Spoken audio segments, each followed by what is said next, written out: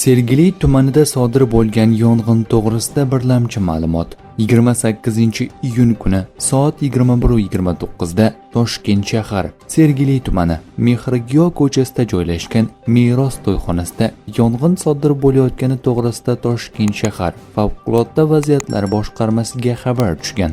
Shunga ko'ra, yong'in qutqaruv texnikalari aytilgan manzilga yetib borib, yong'in soat 22:42 da o'chirilgan. Birlamchi ma'lumotlarga ko'ra, to'yxona ichidan barcha fuqarolar evakuatsiya qilindi va yong'in oqibatida jabrlanganlar yo'q.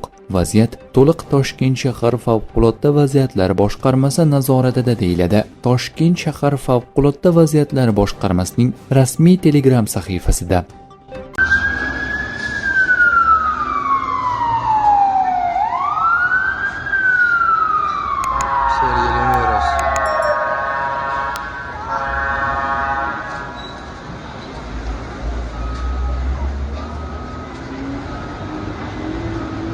Göreceğim hemen şurada.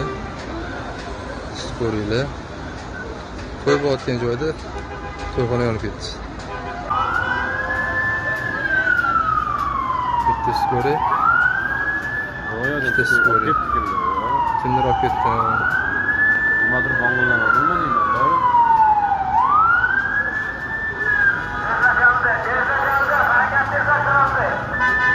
Пожарники вот. Пожарный 3-chi mashinasi.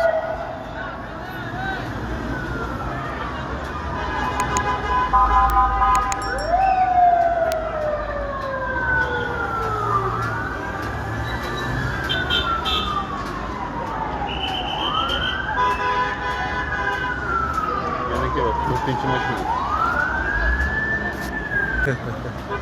Meros Telegramda yong'oq. aylanasam bor.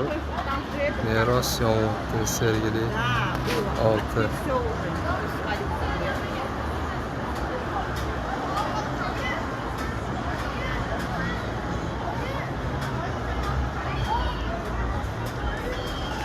Soat 9:00 sanat degan.